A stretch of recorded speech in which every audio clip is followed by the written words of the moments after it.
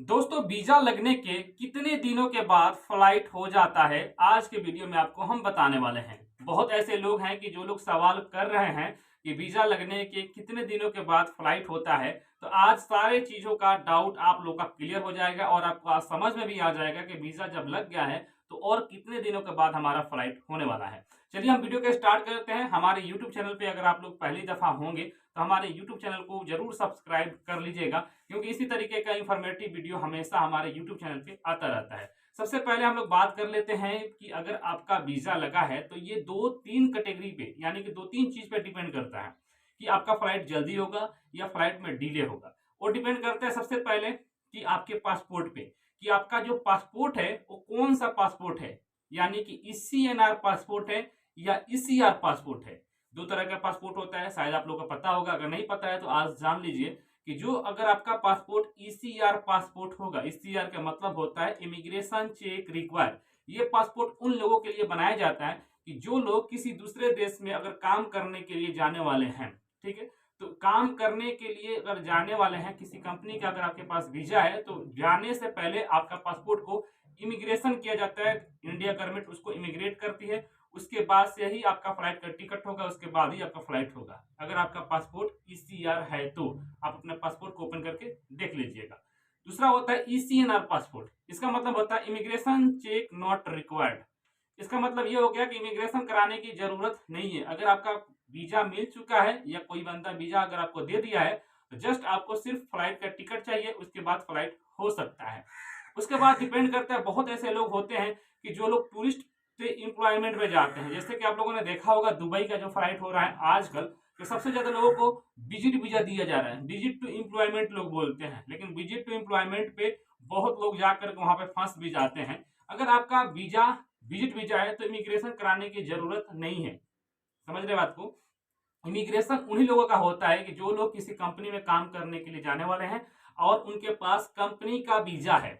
अगर कंपनी का employment visa अगर आपके पास है तभी आपका इमिग्रेशन होगा। अगर आपका विजिट वीजा है, अगर आप दुबई में जा रहे हैं तो इमिग्रेशन कराने की जरूरत नहीं है। बस आपको फ्लाइट का टिकट लेना है, होटल बुकिंग वगैरह जो भी फॉर्मेलिटी होता है वो लोग कर देंगे, उसके बाद आप जा सकते हैं। अब रही बात की फ्लाइट, तो मेरा पासपोर्ट ईसीएनआर पासपोर्ट है, लेकिन हमको 10 दिन हो गया, 15 दिन हो गया वीजा मिला हुआ, 1 महीना हो गया वीजा मिला हुआ, अभी तक फ्लाइट क्यों नहीं हुआ? इसके वजह होता है, कंपनी के ऊपर डिपेंड भी करता है। कंपनी कब आपको बुलाना चाहती है, कंपनी कब आपको बुलाना चाहती है। जब तक कंपनी आपका टिकट मतलब कि ऑफिस वाले के पास नहीं भेजेगा तब तक आपका फ्लाइट नहीं होगा।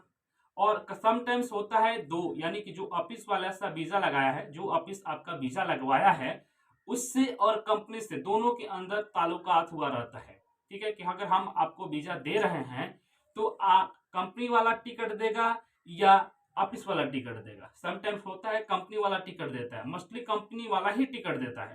तो अगर कंपनी वाला टिकट अगर देगा तो डिपेंड करता है कि कंपनी कब आपको बुलाना चाहता है।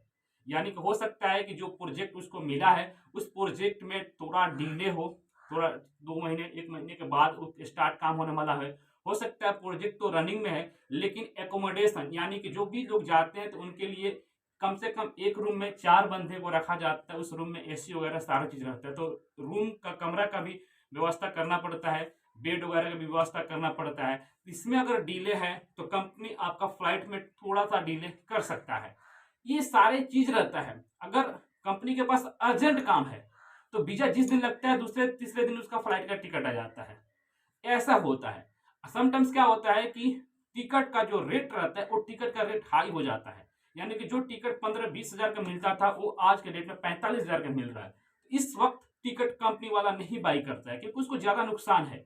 वो टिकट उसी वक्त बाई करेगा कि जब टिकट सस्ता है, लेकिन महंगा टिकट भी बाई कर सकता है कंपनी वाला कब, कि जब कंपनी को जरूरी है, आदमी को अर्जेंट है, जल्दी उसको आदमी चाहिए, उस हालात में कंपनी वाला जल्दी टिकट बुक कर लेता है और किसी भी तरह बंदे को अपने कंपनी में बुला लेता है काम कराने के लिए। तो ये सारे चीज रहता है। हो सकता है कि अगर आपका फ्लाइट में डिले हो रहा है तो हो सकता है कि कंपनी की तरफ से टिकट जल्दी नहीं मिलता हो, कंपनी का टिकट जो मिलता है वो महंगा है अभी, या हो सकता है कि आपका पासपोर्ट जो है ईसीआर पासपोर्ट है, इमिग्रेशन में आपका पासपोर्ट गया हो।